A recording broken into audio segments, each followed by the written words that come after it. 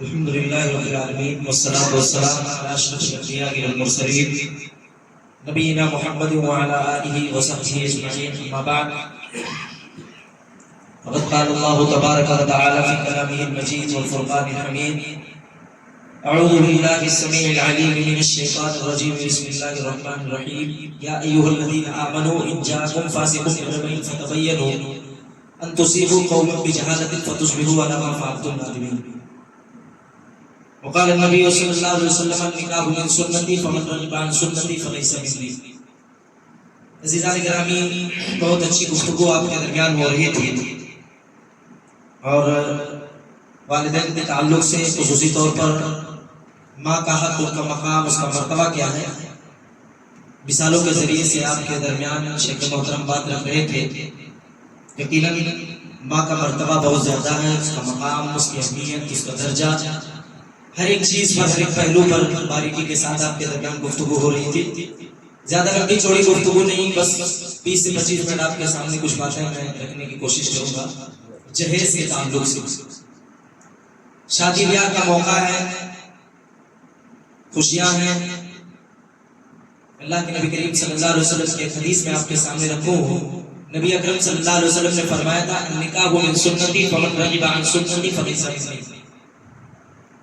کہا کہ نکاح کرنا میری سنت ہے اور جو میری سنت سے اعراض کرے گا فلیس منی، اس کا تعلق مجھ سے نہیں. گویا اس حدیث سے پتہ یہ چلا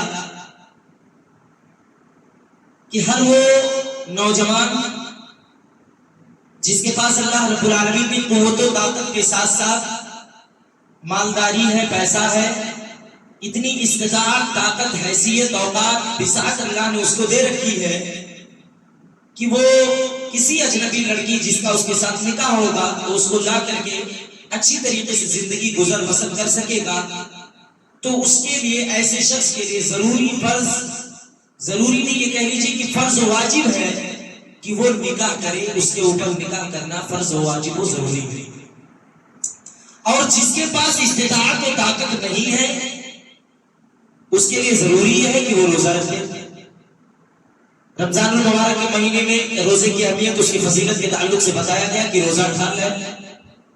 اگر کوئی آدمی برائی کی جانب، غلط کاموں کی جانب، نافرمانی کی جانب اس کا جھکاؤ ہوتا ہے اور اگر وہ روزہ رکھ لے تو اس کا وہ جھکاؤ ختم ہو جاتا ہے، بلکہ وہ لیبل کی زندگی گزارنے کے لیے مجبور ہو جاتا ہے. اسی لیے اللہ کے نبی کریم صلی اللہ علیہ وسلم نے فرمایا جو استطاعت والے ہیں، جو طاقت والے ہیں، جو حیثیت والے ہیں، جن کے جسم میں قوت و توانائی ہے اور جو مالدار ہے، ان کے لیے ضروری یہ ہے کہ وہ نکاح کریں. نکاح کے ذریعے سے برائی سے اپنے آپ کو، اپنے جسم کو بچائیں. لیکن اب ایک سوال پیدا ہو رہا ہے کہ نکاح کیسے کیا جائے. اس میں بھی بہت سارا جھول ہے ہمارے سماج کے اندر، اور قبل اس کے کہ موضوع پہ روشنی ڈالوں، اب یہاں پہ رکنے کی ضرورت ہے. آج جو سماج کے اندر یہ خرابی، یہ برائی پائی جاتی ہے، اس کا ریزن اور کارن یہ ہے، سبب یہ ہے کہ آج ہم پریشانیوں سے گھرے ہوئے ہیں. اگر یہ ساری برائیاں، یہ خرابیاں، یہ کمیاں ہم اپنی زندگیوں سے دور کریں گے تو ہمیں اچھی زندگی ملے گی. اگر اچھی طریقے کے ساتھ زندگی گزاریں گے تو اللہ کا مدد آئے گا. بہترین زندگی گزاریں گے، اسلامی اصول و ضوابط پر اپنی زندگی گزاریں گے تو اللہ کی مدد آئے گی. ہم اپنی زندگی کو اسلامی طرز عمل پر نہیں گزارتے. رمضان کا مہینہ تھا، دور مت جائیے، 2.5 سے 3 صف ہمارے مسجد میں تعداد تھی، لیکن دیکھا تو تکلیف ہوئی. تعداد کتنی ہوئی؟ 150 تعداد ہوئی. یہ جو ایک صف لوگ غائب ہوئے، چلے گئے، یہ کیوں ریزن، کارن، سبب کیوں بنا، وجہ کیا بنا؟ دین سے بےدوری، دین سے دلچسپی نہیں ہے، کو محبت نہیں ہے. اور اس کا نتیجہ یہ ہے، اس کا صلہ یہ ہے کہ اللہ ہم کو ہر جانب سے مصیبتوں پریشانیوں میں گھیر دے گا. آج اگر ہم اپنی اس تعداد کو برقرار رکھتے، اس میں بھی اضافہ کرتے تو اللہ کی مدد شامل حال ہوتی اور وہ مدد ہمارے سامنے رہتی ہوتی. اللہ کا وعدہ کبھی جھوٹا نہیں ہو سکتا. اس لیے یہ جو برائی، یہ جو خرابی ہے، اسے علماء اس لیے روکتے ہیں تاکہ سماج خوشحال ہو، سماج ترقی کرے، سماج کے اندر اللہ کی مدد آئے۔ سماج کو دین کے راستے پر چلانے کا واحد مقصد یہ ہے کہ ہماری زندگی کے اندر اللہ کی مدد، آسمانی مدد آئے، اللہ ہماری زندگیوں کو سنوارے، اللہ کی مدد آئے فرشتوں کے ذریعے سے، اللہ رب العالمین کے ذریعے سے ہماری روزی کشادہ ہو، دشمنوں کے دلوں میں ہمارا غلبہ ڈال دیا جائے، مسلمانوں کی محبت ڈال دی جائے۔ اس لیے علماء پریشان رہتے ہیں اور آپ کے درمیان یہ بتاتے رہتے ہیں، سکھاتے رہتے ہیں کہ مسجد کو آباد کرو، برائی سے روکو، جہیز سے دور رہو، شرک سے دور رہو، اور یہ تمام نیکی اور عمل صالحہ کام بتانے کا صرف اور صرف واحد مقصد یہ ہے کہ اللہ کی مدد شامل حال ہو جائے۔ اور اگر ہماری زندگی کے اندر برائی، نافرمانی، بد اخلاقی، بد کرداری، بد تہذیبی، دین سے دوری، مسجدوں سے دوری، علماء سے دوری، یہ تمام چیزیں اگر ہمارے اندر ہے، پائی جاتی ہیں، یاد رکھ لیجیے اللہ کی مدد کبھی نہیں آ سکتی۔ اور اس کا ایک سب سے بڑا سبب ہے جہیز۔ موقع بھی ہے، دستور بھی ہے، بیان کرنا مناسب بھی سمجھتا ہوں۔ جہیز یہ ہمارے پورے سماج کا المیہ بن چکا ہے، پورے سماج کا المیہ بن چکا ہے۔ ہر کوئی یہ چاہتا ہے کہ ہم اپنے بیٹے کی شادی کریں گے، اس میں اچھے سے اچھا بڑھ چڑھ کر کے جہیز دیں گے۔ صاحب آپ نے کبھی غور کیا ہے،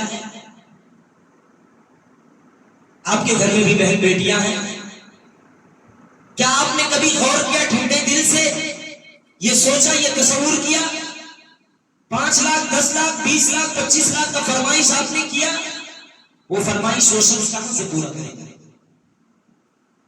اللہ کے نبی نے تو کہا تھا نکاح کو آسان کرو، شادی بیاہ کو رسم و رواج کے بندھن میں مت ڈالو، شادی بیاہ کو آسان کرو، آسانی جتنی ہی آسانی اس میں پیدا کر سکو اتنی ہی آسانی اس میں کرو، سادگی کے ساتھ شادی کی جائے۔ اللہ کے نبی نے اپنی 4 بیٹیوں کی شادی کی، اور کوئی یہ ثابت نہیں کر سکتا کہ محمد رسول اللہ نے کھوٹی کوڑی دی ہوئی۔ ہاں دیا ہے، حضرت فاطمہ رضی اللہ تعالیٰ عنہ کو بحسب ضرورت، جہیز نہیں، اس کو سنت سمجھ کر کے نہیں ہم عمل کر سکتے، وہ ضرورت کی حضرت علی رضی اللہ تعالیٰ عنہ کو تفصیلی واقعہ میں آپ کے سامنے ذکر کروں گا۔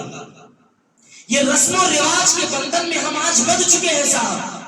آج کسی سے پوچھا جاتا ہے، کہا جاتا ہے، منع کیا جاتا ہے، روکا جاتا ہے تو کہتے ہیں مولوی صاحب رواج ہے، رسم ہے جس کو پورا کرنا ضروری ہے۔ ارے کسی کا گلا دبا کر کے رسم و رواج پورا کرو گے؟ کسی کے سینے پہ چڑھ کر کے اس کا کھیت کھلیان زمین جائیداد بھجوا کر کے اس کو روڈ پہ لا کر کے اس کو اپنی ضرورت اور رسم و رواج کو پورا کرو گے؟ رسم و رواج کی بات ہے، آپ کو بتا دوں میں، اور میں نے یہ واقعہ ذکر بھی کیا تھا آپ کے سامنے۔ ابو طالب آپ کے چچا، اللہ کے نبی کے چچا تھے، ہمسایہ بن کر کے زندگی گزارتے تھے، ایمان نہیں لے کر کے آئے تھے۔ معاملہ یہ ہوا، آخری وقت میں اللہ کے نبی حضرت ابو طالب کے پاس گئے اور کہا ہے میرے چچا جان، لا الہ الا اللہ کا اقرار صرف آپ کر دیجئے، بس زبان سے لا الہ الا اللہ کا اقرار صرف کر دیجئے۔ آپ کے چچا بیٹھے ہوئے تھے، بغل میں انہوں نے کہا ہے ابو طالب کیا تو ملت عبد المطلب سے پھر جائے گا؟ پوری زندگی اسی پر رہا اور آخری وقت آیا تو اس پر پھر جائے گا؟ آپ غور کیجئے، سوچئے، پانی چاہیے، پوری زندگی جو ہے عبد المطلب کے ملت اور اس کے طور طریقے پر تو نے زندگی گزارا، آخری وقت میں تو آ کر کے جو ہے محمد رسول اللہ کے دین پر عمل کرے گا؟ رسم و رواج دیکھ لیجئے۔ اور آخر میں آپ کے چچا نے کہا میں ملت عبد المطلب پر ہوں اے محمد رسول اللہ، میں لا الہ الا اللہ کا اقرار نہیں کروں گا۔ رسم و رواج کے بندھن میں اس طرح سے جکڑ گئے تھے آپ کے چچا کہ ان کو صحیح غلط کی تمیز اور فرق نہ کر سکے اور دنیا سے چلے گئے۔ یہ رسم و رواج ہمیں صحیح غلط، کالا گورا، امیر غریب اور ان تمام چیزوں کا فرق ختم کر دینے والی چیز ہے۔ اس لیے رسم و رواج کا بہانہ نہ کیا جائے کہ صاحب سماج کیا کہے گا، معاشرہ کیا کہے گا، سوسائٹی کیا کہے گا۔ ایک رشتہ طے ہو رہا تھا، میرے آپ کے سامنے کی بات ہے، سب کچھ طے ہو گیا، 40-50 ڈاکو لٹیرے جو ہے، ڈاکو ہی ان کو کہیں گے، ان کو انسانیت نہیں کہا جائے گا، ان کو ڈاکو ہی کہا جائے گا۔ کسی کے گھر پر چڑھ کر کے زبردستی نکاح کے نام پر، منگنی کے نام پر اگر زبردستی کسی کے گھر پہ چڑھ کر کے جایا جائے تو اس کو پھر انسانیت نہیں بلکہ ڈاکو چور کی کری۔ 40-50 لوگ آئے منگنی کرنے، اور منگنی کرنے کے بعد آئے انگوٹھی وغیرہ پہنائے چلے گئے۔ ڈیٹ فکس کرنے کی بات آئی تو کہا کہ ہم لوگ کچھ اسپیشل لوگ 4-5 دن کے بعد دوبارہ پھر آئیں گے۔ اچھا، سارے لوگ چلے گئے، 4-5 دن کے بعد پھر آئے۔ پھر اس کے بعد یہ ہوا کہ ڈیٹ طے کر لیا جائے۔ ہاں جی ٹھیک ہے، بالکل ٹھیک ہے، لیکن ڈیٹ طے کرنے سے پہلے ایک چیز طے کر لیا جائے کہ آپ شادی میں بیٹی کو میرے دیں گے۔ اور رشتہ ٹوٹ گیا۔ اس کی فرمائش یہ تھی کہ ہم کو بلٹ چاہیے، سامنے والا اسپلنڈر دے رہا تھا، اسی کی بنا پر رشتہ ٹوٹ گیا، خراب ہو گیا۔ اب سوچئے، رسم اور رواج کے بندھن میں یہ سماج اس طرح سے اندھا ہو گیا ہے کہ صحیح غلط کا فرق نہیں کر پا رہا ہے۔ صاحب آپ ایمانداری سے اس سوال کا جواب دیجئے گا مجھے، کیا ہم اس کو نکاح کہیں گے یا پھر اس کو سودا کہیں گے؟ یہ نکاح نہیں ہو سکتا ہے۔ نکاح تو چند کلمے کے ذریعے سے ہوتا ہے، جو ہم نے جانا سنا، کتابوں میں پڑھا، قرآن اور حدیث میں پڑھا، صحابہ کی زندگی سے دیکھا، چند کلمے کے ذریعے سے ہوتا ہے، لا الہ الا اللہ محمد رسول اللہ۔ اور علماء جو ہے قبول کراتے ہیں، ایک رسم ہوتی ہے جو شرعی رسم ہے، اس کو پورا کر کے ایک لڑکی اجنبی لڑکا جو ہے دوسرے کے ہمسائے اور ہم پلے ہو جاتے ہیں۔ یہ نکاح یہ ہم نے جانا سنا ہے۔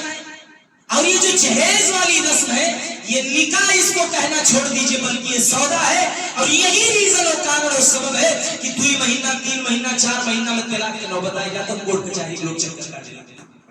ریزن اور کارن یہی ہے اس کا۔ تو یہ جہیز نامی خرافات اور بدعات کو اپنی زندگی سے ختم کرنے کی ضرورت ہے، نبی اکرم کی سنت کو اپنانے کی ضرورت ہے۔ میں آپ کو 2 واقعہ بتاؤں گا، اور وہ بھی نبی اکرم صلی اللہ علیہ وسلم۔ اللہ کے نبی کریم صلی اللہ علیہ وسلم نے جب اپنی بیٹی حضرت فاطمہ رضی اللہ تعالیٰ عنہ کا نکاح کیا، کس سے؟ حضرت علی رضی اللہ تعالیٰ عنہ سے نکاح کا پیغام آیا۔ اللہ کے نبی صلی اللہ علیہ وسلم نے نکاح کرنے کے لیے راضی ہو گئے۔ حدیث کے اندر آتا ہے 4 چیزیں اللہ کے نبی کریم صلی اللہ علیہ وسلم نے حضرت علی رضی اللہ تعالیٰ عنہ کو دی تھی، 4 چیزیں۔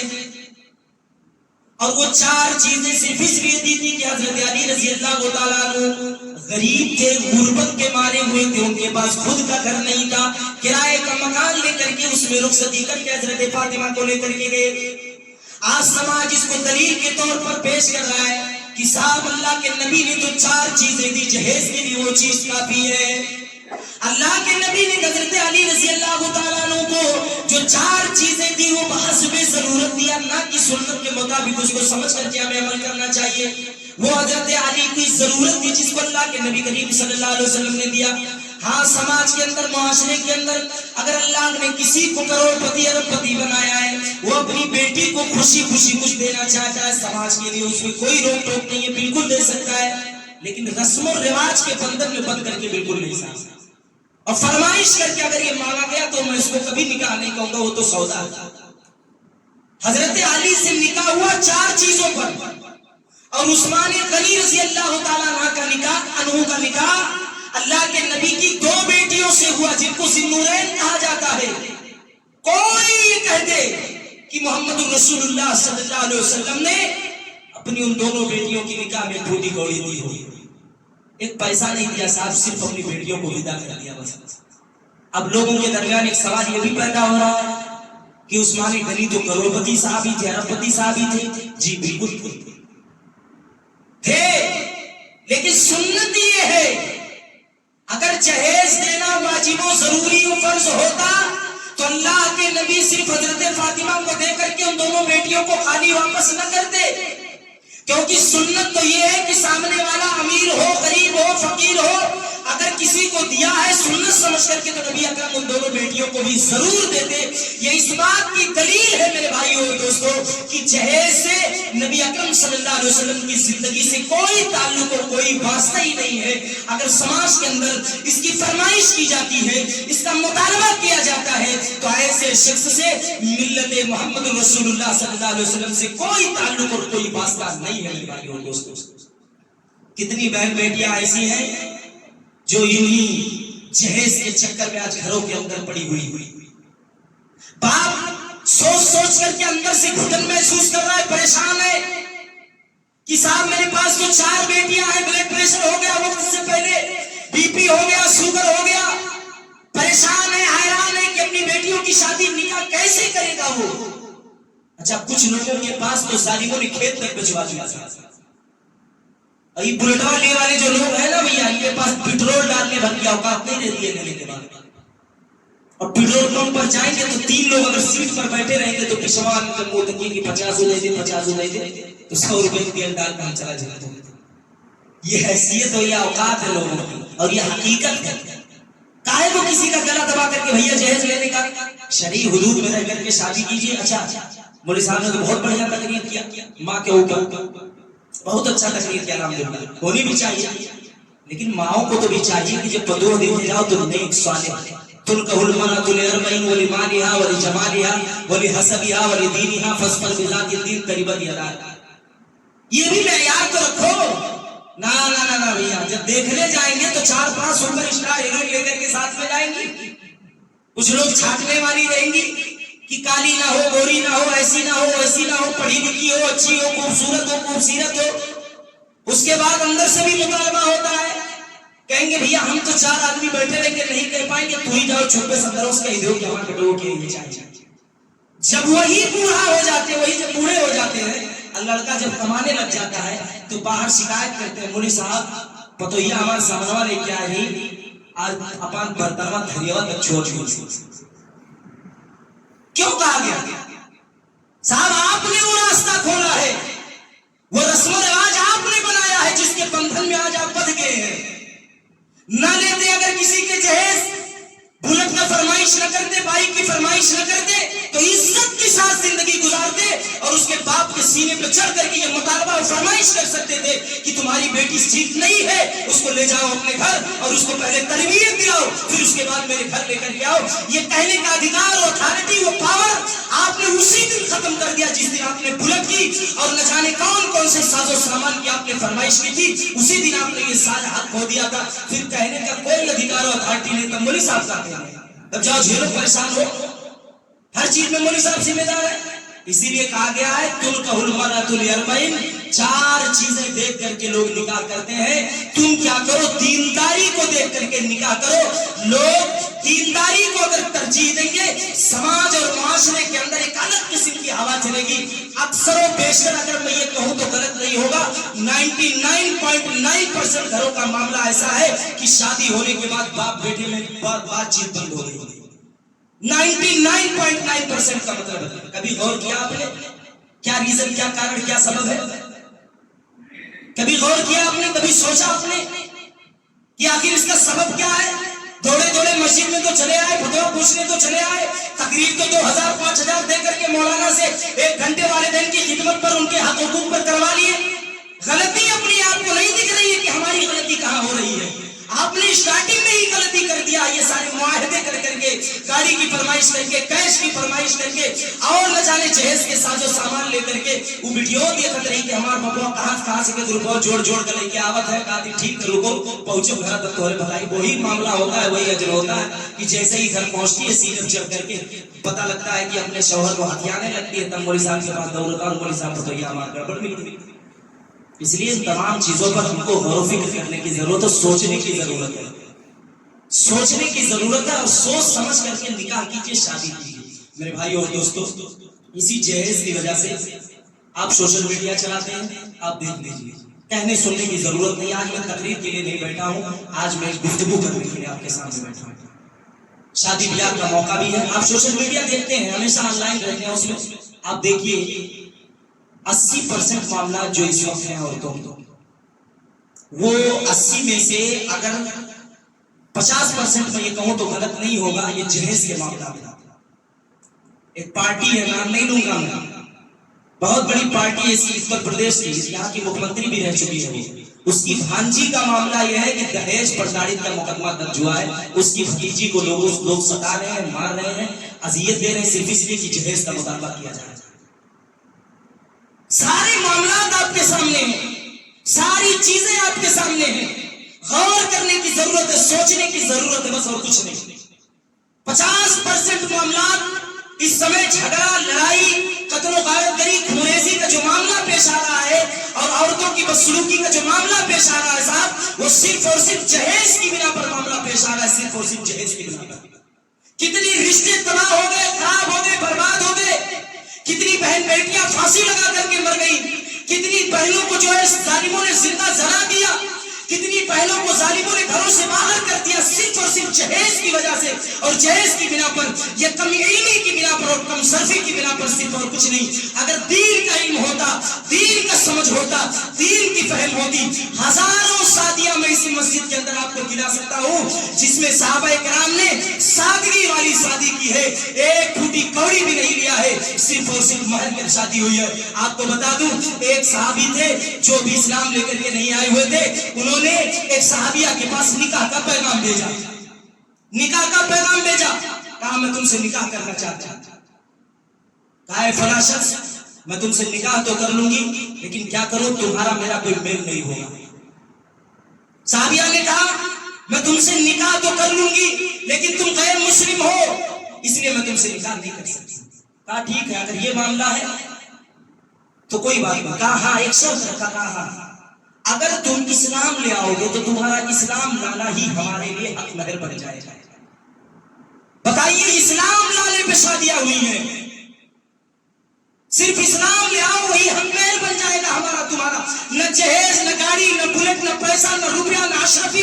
کیا پہلے لوگوں کے پاس پیسے نہیں تھے، زمینیں نہیں تھی، جائیداد نہیں تھے، روپے پیسے نہیں تھے، ساری چیزیں تھی، لیکن سادگی کی شادی کر کے لوگوں نے یہ بتایا ہے، لوگوں کو یہ نصیحت و عبرت دی ہے کہ لوگوں، محمد رسول اللہ کے دور میں سادگی کی شادیاں ہوتی تھی، آپ بھی بغیر جہیز والی، بغیر رسم و رواج والی شادی کر کے دیکھو۔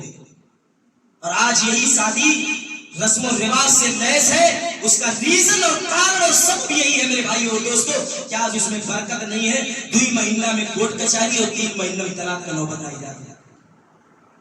اس لیے غور کرنے کی ضرورت ہے، سوچنے کی ضرورت ہے، غور و فکر کیجیے، ہماری بات پر عمل مت کیجیے۔ آپ، میں یہ نہیں کہہ رہا کہ میری بات پر عمل کیجیے، خود سوچیے، تنہائی کے عالم میں بیٹھ کر کے سوچیے کہ آپ جہیز لے کر کے اپنے بچے کو خود سے دور کر رہے ہیں یا اس میں بھلائی ہے، یا کون سی وہاں 2 لاکھ 4 لاکھ کے دیر سے کون سی آپ بلڈنگ بنا لیں گے، کھڑی کر لیں گے صاحب؟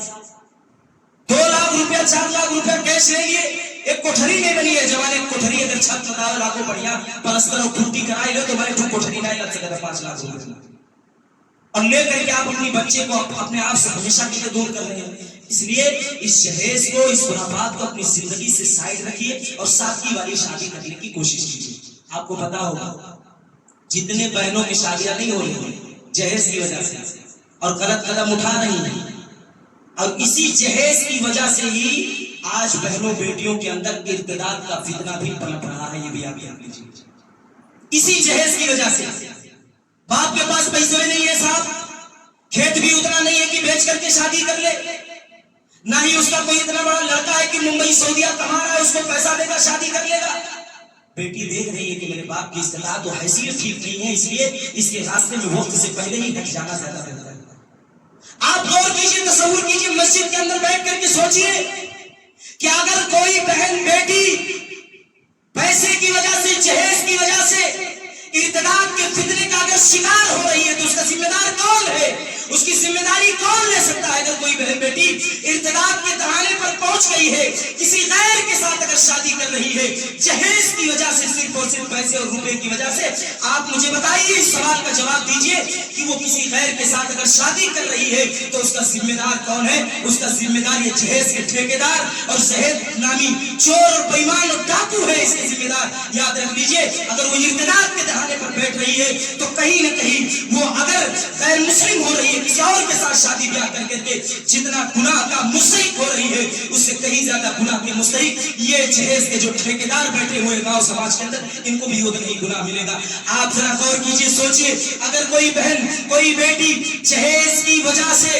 اگر پھانسی لگا لے رہی ہے، جہیز کی وجہ سے زہر کھا رہی ہے، جہیز کی وجہ سے اپنے آپ کو آگ کے حوالے کر رہی ہے، جہیز کی وجہ سے से अपनी जान को दे रही है, जरा सोच करके बताना, अगर वो जान दे रही है वक्त से पहले, उसका जिम्मेदार कौन है? कौन उसकी मौत का जिम्मेदार होगा? उसकी मौत का ठेका किसके सर पर फोड़ा जाएगा? यकीनन ये जहेज के ठेकेदार और समाज के अंदर जिन लोगों ने ये रस्म चलाई है, ये हवा चलाया है, याद रख लीजिए सारे लोग उसके जिम्मेदार हैं और कल कयामत के दिन उनकी जिम्मेदारी के ताल्लुक से उससे सवाल किया जाएगा। इसलिए इस बंधन को खत्म करो और ये आयत करके उठो कि इंशाअल्लाह ताला सादगी वाली शादी करेंगे, और सादगी की शादी करोगे ना कभी मौलाना से शिकायत करे कि मौलवी साहब को तो ये हमारे पैरवाना दबाव थी, एक गिलास पानी नहीं देती, ये कप चाय नहीं बनाई देती, बर्तन नहीं धुलती। कुछ लोगों को तो ज्यादातर शिकायत दिलाते मौलवी साहब हम 4 दिन से महिला है कि बड़ा पहले नहीं। अक्सर लोगों की शिकायतें ये रहती हैं, मौलवी साहब हमारे पटोया हमारे पति नहीं माने थे, बेटा वो कहीं तो कुछ लोग सुनते नहीं हैं। पहले अपने अंदर झांक करके देखिए कि गलती कहाँ हो रही है, कमी कहाँ हो रही है, कोताही कहाँ हो रही है। फसफस बिजाती 3 को अगर तरजीह दिया होगा, कसम खुदा की मैं जिम्मेदारी के साथ इस बात को कह रहा हूँ, कभी आपको ये कहने की जरूरत नहीं पड़ेगी। मेरे घर में भी हैं भाइयों की शादियां हुई, मेरे यहाँ भी माहौल है अल्हम्दुलिल्लाह, फ्री फक्कर में शादी हुई है, वो है अच्छा अल्हम्दुलिल्लाह, अच्छी तरीके से रह रही है। भाई का हक है, बहन का हक है, जिसका हक है सारे हक हुकूक समझ की जानती है। कितने लोग आपके गांव की मैं कितनी खबरें में जानता हूँ, अल्हम्दुलिल्लाह है, शादी हुई है, लड़कों की अच्छी तरीके के साथ अदब और एहतराम के साथ जिंदगी गुजार रहे हैं। आपके गांव का भी कितना अच्छा मामला, और कितने मामले ऐसे इसी गांव के अंदर आपके हैं, कहने सुनने और बताने की जरूरत नहीं है, जो अपने को तो ही सबसे ज्यादा परेशान। तो कहीं ना कहीं कोताही और कमी हमारे अंदर है, इसलिए इस कमी को दूर कीजिए और सुन्नत पर अमल करने की कोशिश कीजिए। सुन्नत को छोड़ेंगे समाज के अंदर बेचैनी आएगी। एक वाक्या बता करके मैं अपनी बात को खत्म कर देता हूँ। सुन्नत के ताल्लुक से नबी अकरम सल्लल्लाहु अलैहि वसल्लम हजरत इब्न अब्बास रज़ी अल्लाह तआला अन्हु के घर के बगल में परनाला बना दिया था, परनाला जिससे पानी गिरता। हजरत उमर रज़ी अल्लाह तआला अन्हु जब खलीफा बने तो हजरत इब्न अब्बास ने एक दिन क्या किया कि छत पर कुछ कबूतरें काट दी और खून ऊपर ही छोड़ दिया। बारिश हुई और हजरत उमर रज़ी अल्लाह तआला अन्हु का उसी रास्ते से गुजर हुआ। वो खून का छींटा परनाले से गुजरता हुआ गिरता हुआ और रास्ते के बिल्कुल बगल में हजरत अब्बास रज़ी अल्लाह तआला अन्हु का घर था। वो छींटा आकर हजरत उमर के कपड़े पर पड़ गया। अमीरुल मोमिनीन है, चीज अच्छी नहीं लगी, समाज के लिए, माशरे के लिए, सोसाइटी के लिए नुकसानदेह है, तुरंत हटाने का आर्डर दे दिया, इस परनाले को उखाड़ करके फेंक दिया जाए। मामला ये हुआ कि हजरत अब्बास रज़ी अल्लाह तआला अन्हु को जब खबर पता चली, दौड़े दौड़े भागे हुए कहा अमीरुल मोमिनीन, तुम्हें पता है कि परनाला किसने लगवाया था, क्यों लगाया था? कहा नहीं लगा। कहा इस परनाले को तुम बगैर जाने क्यों निकाल दिए, रीजन और कारण क्या था? कहा छींटा पड़ रहा था, सबको इसमें तकलीफ हो रही थी, ऊपर से पानी गिर करके सारे लोगों का कपड़ा खराब हो रहा था, कीचड़ जमा हो रहा था, इसलिए इस परनाले को निकाल करके फेंक दिया मैंने। कहा तुम्हें पता है कि परनाला किसने लगाया था? कहा नहीं। कहा अल्लाह के नबी करीम सल्लल्लाहु अलैहि वसल्लम ने इस परनाले को अपने हाथों से लगाया। उमर रज़ी अल्लाह तआला अन्हु की आंखों से आंसू जारी हो गए, रोने लगे और कहा ऐ इब्न अब्बास, आप मुझे घोड़ी बनाइए और मेरे ऊपर अपना पैर रख करके चढ़िए और इस परनाले को लगाइए, क्योंकि नबी करीम सल्लल्लाहु अलैहि वसल्लम ने खुद अपने हाथों से लगाया था। ये नबी की सुन्नत है, सुन्नत को जिंदा करो और मैं घोड़ी बन रहा हूं, मेरे ऊपर चढ़ो, मैं सीढ़ी बन रहा हूं, सीढ़ी बन करके मेरे कंधे पर और इस परनाले को लगाओ। लिहाजा हजरत उमर बिन खत्ताब वक्त के खलीफा और बादशाह नबी की एक सुन्नत को खत्म करना चाहते थे। जब पता चला कि नबी अकरम सल्लल्लाहु अलैहि वसल्लम ने अपने हाथ से लगाया है, मेरे भाइयों खुद सीढ़ी बन करके आते अपने अब्बास को अपने कंधों पर लटका कर उठा करके उस परनाले को लगवाया। ये नबी अकरम सल्लल्लाहु अलैहि वसल्लम की बातों का तरीका अमल करने का ये था। आज हमारा मामला ये है, हदीसें मौजूद हैं, कुरान मौजूद है, तकरीर पे तकरीर होती है। अल्हम्दुलिल्लाह रमजान से लेकर के अब तक इतनी तकरीरें, इतनी कुरान हदीस की बातें, इतनी सुन्नत की बातें शायद इस गांव में जितनी हो चुकी है, इतना अगर बंबई जैसे बड़े शहर में किसी गांव में हुई हो तो शायद कोई मुझे ला करके फहरिस्त दिखा दे तो बताओ। 1-1.5 महीने के बाद प्रोग्राम का सिलसिला चालू होगा, लेकिन इतने दिनों में इतनी कुरान हदीस की बातें, सुन्नत की बातें बताई गई है, लेकिन अमल के मैदान में जब हम आते हैं तो 0/0 बातें सबको। इसलिए नबी अकरम की सुन्नत को जिंदा करने की कोशिश कीजिए। एक सादगी वाली करके देखिए कैसा सुकून समाज के अंदर आएगा, कैसा माशरे के अंदर सुकून आएगा। جہیز لینے میں لوگ سوچتے ہیں کہ وقات ہے کہ سینما دان کے چلے چلے، ارے دوسرے پراپرٹی، دوسرے پیسہ پہ، دوسرے زمین جائیداد کو کون سینہ چوڑا کرنا بھیا؟ کسی کا گلا دبا کر کے، کھیت بیچوا کر کے، قرضے میں ڈال کر کے اس کو 2 5 10 سال پیچھے ڈھکیل کر کے اس کو، ارے کتنے لوگ آپ کے مسجد میں چندہ مانگنے کے لیے آئے ہوں گے کہ صاحب بیٹی کی شادی ہے، کر دیجئے، دے دیجئے چندہ، ورنہ میری بیٹی کی شادی کینسل ہو جائے گی۔ میرے بھائیوں، یہ عہد کر کے اس مسجد سے اٹھو انشاءاللہ تعالی کہ آج سے ہم یہ عہد کرتے ہیں انشاءاللہ تعالی کہ سادگی والی شادی کریں گے، انشاءاللہ تعالی سادگی والی شادی کریں گے نا انشاءاللہ۔ ارے بہت زور سے بولو کہ ڈھلمل یقین ہونا ہی کرے چاہتے نہ عمل کریں، لے کے جہیز۔ اگر جہیز لینا ہے تو مت بولیے میرے ساتھ۔ پڑھائے رہا تھا تو ان کے لڑکیاں آرام نہیں کر رہی تھی، یہ کہا تھا جیسے لڑکی سنی سنی کا بادل لڑکیاں کیا، لڑکیاں آرام کی، اچھا اچھا، نوکری لگ جاتا تھا تو اس کے لیے جہیز لیں گے؟ اچھا، اس لیے جہیز لیں گے کہ لڑکیوں کو پڑھایا، IAS قادر بنایا ہوگا، کتنی بنایا ہوگا؟ لڑکی کو آپ نے، سب لڑکے کو پڑھایا ہے تو آپ نے کیوں پڑھایا بھیا؟ کس لیے پڑھایا؟ وہ اپنے لیے پڑھایا، اپنے فائدے کے لیے پڑھایا ہے، تو صحیح بات ہے، وہ ساری چیزیں ہیں۔ تو عہد کر کے جائیے آپ لوگ انشاءاللہ تعالی، سب لوگ عہد کیجیے اور کہیے کہ انشاءاللہ تعالی سادگی والی شادی کریں گے، اس میں برکت بھی ہے اور اس میں عزت بھی ہے۔ کوئی آدمی اگر سادگی والی شادی کرے گا بغیر جہیز کے، بغیر بارات کے، بارات پر بھی میں نے تفصیلی گفتگو کی ہے، بغیر بارات کے اگر شادی کی، اس میں بھی عزت ہے صاحب، اس سے بڑی عزت کیا ہو سکتی ہے؟ 10 گاؤں 20 گاؤں میں اگر کوئی آدمی بغیر پیسے کا صرف کپڑے لگتے پہ، کھانے پہ، اچھا ایک ضروری چیز میں آپ کے سامنے بھی رکھوں، ہاں اگر کوئی لڑکی والا اپنی خوشی سے، اپنی رضامندی سے لڑکی کی ضرورت کے لیے کچھ سامان بغیر مطالبے کے اگر دے رہا ہے تو اس میں دینے کے لیے کوئی حرج و دقت نہیں ہے، لیکن دلیل یہ ہے کہ نبی اکرم صلی اللہ علیہ وسلم جو وہ 4 سامان اپنی لڑکی کو دیا تھا بحسب ضرورت، نہ کہ سنت سمجھ کر کے کیا جائے۔ داماد کو ضرورت ہے اور اگر اس کا سسر دے رہا ہے تو لینے میں کوئی حرج کی بات نہیں، لیکن گلا گھونٹ کر کے، زبردستی سینے پہ چڑھ کر کے، مطالبہ کر کے، فرمائش کر کے لینا، یقیناً جان لیجیے یہ بدعت ہے۔ اپنی رضامندی سے، اپنی خوشی سے شادی کہیں ایسی جگہ کر رہا ہے جہاں داماد غریب ہے لیکن نیک و صالح ہے، شوہر سسر اگر اس کا مدد کرنا چاہتا ہے یا اپنی خوشی سے زبردستی اگر دینا چاہتا ہے تو اگر اس میں لے لیے تو اس میں کوئی حرج کی بات نہیں ہے۔ یہ مت سمجھیے گا، یہ مت کہیے گا کہ مولوی صاحب ایک دم سے بالکل نہیں لینا ہے یا کر دینا ہے، یہ میں راستہ بنا کر کے نہیں آپ کے سامنے جا رہا ہوں، بلکہ بحسب ضرورت ان لوگوں کی وجہ اور ضرورت ختم ہو جائے گی، مر جائے گی، جو حقیقت میں ایسے لڑکے، ایسے شوہر، ایسے داماد جو کچھ ضرورت مند ہیں اور اس کے سسرال والے مضبوط ہیں اور اسی شادی کے ذریعے سے وہ ہیلپ اور مدد کرنا چاہتے ہیں تو وہ مدد و ضرورت دی جا سکتی ہے، اس کو دلیل کے طور پر نہ بیان کیا جائے، لیکن ہاں اس تفتی کلبت اس کو بھی یاد رکھ لیجیے، بار بار میں اس کو کہتا ہوں، دل سے فتویٰ پوچھیے گا، مولانا کیا دھیر مت کیجیے گا کہ ایک راستہ مولوی صاحب پر چلا جائے، نیت کا خلل ہوتا ہے، یاد رکھ لیجیے، میں نے آپ کو نہیں بتایا، نیت کا خلل ہوتا ہے، خلوص دل کے ساتھ کوئی دے رہا ہے، زبردستی کر رہا ہے اپنی بیٹی کی خوشی کے لیے، آپ بھی دیکھیے کہ اس کی حیثیت کیا ہے، اس کی استطاعت کیا ہے، کیا وہ کہیں قرضہ لے کر کے تو نہیں آیا ہے، وہ کسی کی بوجھ کے تلے دبا کر کے نہیں لے کر کے آیا ہے، اگر یہ ساری چیزوں سے وہ پاک ہے، بری ذمہ ہے، اگر اپنی بیٹی کی مدد اور ہیلپ کرنا چاہتا ہے تو اس میں لینے میں کوئی حرج نہیں ہے۔ اللہ رب العالمین سے دعا ہے، مولا کریم جتنی بھی باتیں قرآن اور حدیث کے حوالے سے کہی گئی ہیں، اللہ تعالی ہم تمام لوگوں کو اس پر عمل کرنے کی توفیق عطا فرمائے۔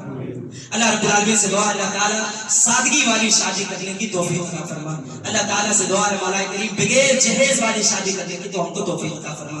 اللہ تعالیٰ سے دعا، اللہ تعالیٰ جو ہماری بہن بیٹیاں بیٹھی ہوئی ہیں ان کی وقت پر شادی کرا دے، مولا کریم ان کے لیے بہترین رشتہ میسر کرا نصیب فرما دے، اللہ ان کے لیے بہترین خاوند اور شوہر کا انتخاب کر دے جو نمازی ہو، پرہیزگار ہو، متقی ہو، دین کے اصول اور شعائر و پابند پر اپنی زندگی گزارنے والا ہو۔ آمین۔ اقول قولی ھذا استغفر اللہ لی ولکم ولسائر المسلمین فاستغفروہ انہ هو الغفور الرحیم۔ السلام علیکم ورحمۃ